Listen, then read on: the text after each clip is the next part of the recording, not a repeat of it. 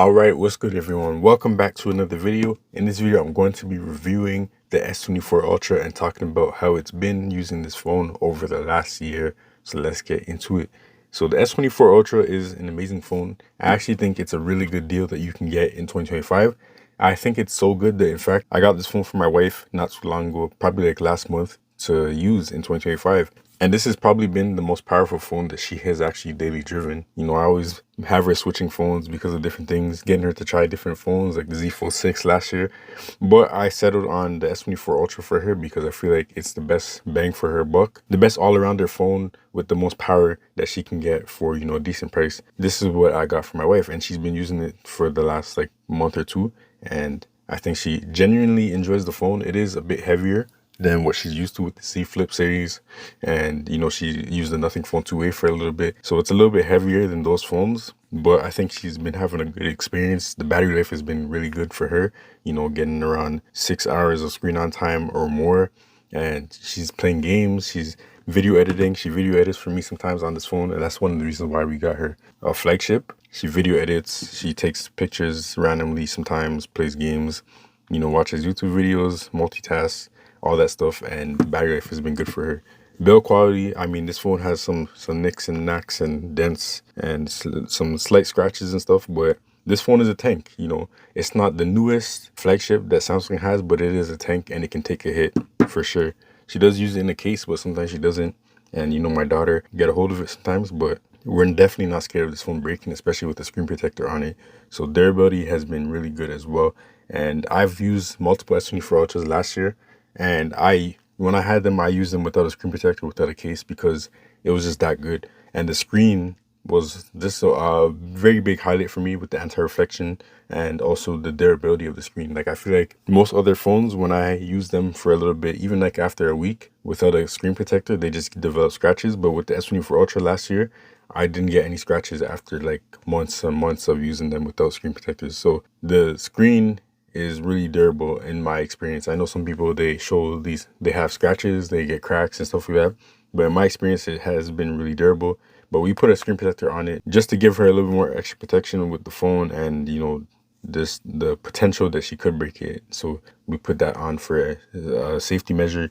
And my daughter, you know, like I said, she just snatches her phone sometimes and she can break it. So there's that. And also, she doesn't care about the anti-reflection stuff, so we got her just a generic screen protector, and it hasn't really destroyed the experience. Like, fingerprint sensor still works, the screen still looks really good. It's just the anti-reflection layer is not there, but not something she cares about. So, but as I was saying, the performance is really good. This is a flagship phone. My wife actually video edits on this. If I go to LumaFusion, I can just give you a little preview of this. Like, she literally edits full videos for me sometimes on her phone. And this is a project that, you know, she finished. She chopped up, cut down, deleted things, and just, it runs pretty smooth, you know, as smooth as an Android phone can get in LumaFusion. So video editing has been good. She plays games like Wild Rift. Generally, the experience is good. Sometimes it will slow down or stutter. When that happens on this phone, it's not the phone itself not being powerful enough. I think it's mainly the optimization. Like in Wild Rift, it's not the most optimized app right now. I feel like it even took a step back. So when she experiences slowdowns in that, I don't think it's necessarily the phone. It could be the phone though. It could be something in the background. Look at all these notifications she has that she does not dismiss. Could be something in the background, you know, hogging resources and stuff like that. But that happens pretty rarely. It doesn't happen often. So, you know, generally the performance is just really good on this phone. Like, as somebody who has had the S25 Ultra and the S24 Ultra, I can say you're not really missing out getting this phone versus the S25 Ultra. You're not really missing out on anything, to be honest, unless you're a gamer. Then the S25 Ultra is a better, clear decision. But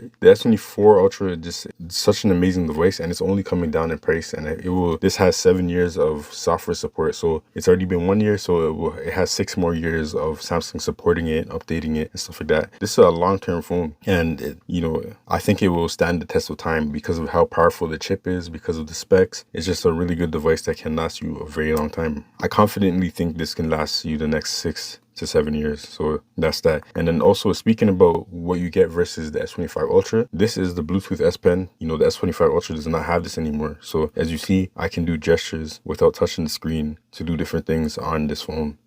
like really cool functionality. You know, I'm using it to take a screenshot, to go to my app switcher. You can use it to go back. You can use it to select something. You can also use it for the camera. This is one of my favorite use cases. You can flip the camera, flip it back, change what photo mode you're on. You can take a picture, obviously. I did the AI selector by accident. And then you can also take a video, stop the video, all that stuff. This is cool because let's say you're working and your colleagues want to take a picture, or you're at a family gathering, everyone wants to take a picture, but you want everybody to be in the photo. So what you can do is prop up your S24 Ultra, tell everybody to get behind the camera, then you can step back and use your S Pen to quickly snap a photo. If you press and hold, it will take a burst shot, and it just works super nice. The functionality is amazing. So that's why the Bluetooth S Pen is valuable to me, and why it's sad that the 25 Ultra does not have it anymore. And the 25 Ultra can't even use the S Pen Pro, which has that Bluetooth capability, which is just so strange. Like the 24 Ultra can use the Bluetooth features on the S Pen Pro, but the 25 Ultra can't, even though it's kind of like a software thing. But maybe I just don't understand how it works. But anyways, Bluetooth S Pen is a positive. The pen itself is really good, comparable to the Apple Pencil in terms of the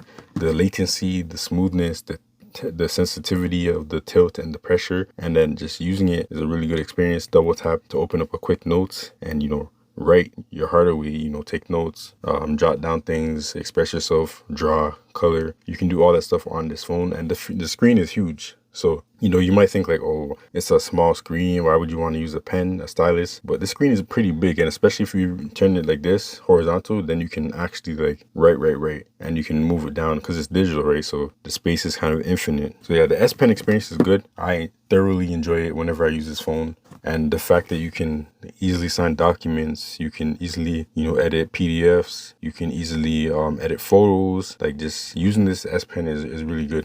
So that's been amazing. And now the cameras. This is a really good camera system. You have the upgraded 50 megapixel 5x zoom camera. You have the 200 megapixel main camera, and then the same basic 12 megapixel ultra wide camera. Then you have the 3x camera as well. I think it's around 12 to 8 megapixels, whatever it is. It's still decent. So this camera system, you know, it's really good. Like the 5x and the main camera, those are just top tier shooters in my opinion. Like you can get some professional grade images and even videos from those two sensors. And then the other ones, they're kind of like supplementary. So like, let's say, you know, you want to get a decent 3x shot, then you can use that 3x lens. It automatically switches when you press 3x, and then you can use that to get clean photos, basically all the way from 1x all the way up until like 10x. You have good looking photos. That's what the 3x is there for, to kind of bridge the gap. And even though it's not the best sensor, 3x on this will be better than 3x on another phone that doesn't have a dedicated 3x lens, like for example the iPhone 16 Pro Max. You know, so even though this is last year's phone, the camera system is still amazing. The 25 Ultra didn't really change much other than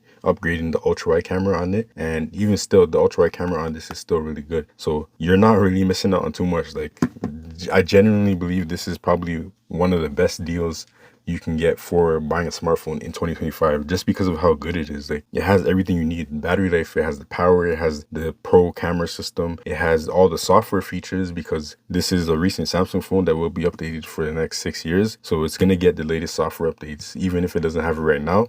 One UI 7 is coming to this phone, so it will have all the changes, and it has all the AI stuff because this is the first AI phone that Samsung dropped. So it will continue to get those AI features, and it has Bluetooth S Pen, it has the anti-reflective screen, it has good durability, it has the water resistance, it has wireless charging. You know, it doesn't have the fastest charging speeds wired, it has 45 watts, but it's still really good. You know, it just has everything you would need in a smartphone. Like this is one of the most complete packages on the market. So, you know, after a year, I still recommend this phone. I still believe it's an amazing device. And even while it's still being used, this is a used device that I got for my wife. You know, it's not brand new. And I think the person had it since like launch. So even though this phone has been being used for a year since it came out, it's still lasting a really good amount of time. The battery life is still amazing on this phone. It's still really good. So, and my wife is not like a light user. She plays games, she video edits, she multitasks, split screen, all that stuff, and the battery life is still really good for her. And she doesn't really have to charge it. Take out the charger in the morning, and then it lasts all the way until it's time to go to sleep. The only time she'll have to charge it more than once in a day is if like we start playing games at the middle of the night, like 12 a.m. And like that's just beyond a whole day cycle. So obviously it makes sense that she needs to charge it, because and games are intensive too. So yeah, the battery life is still amazing even after a year of this phone being used. So yes, I definitely recommend the S24 Ultra. I think if you want to save money but you still want to have the best experience that Samsung offers in terms of a regular smartphone, the S24 Ultra is that for you. So yeah, let me know your thoughts in the comments below on what you think about this banger phone, the S24 Ultra. And until the next video, we are out. Peace.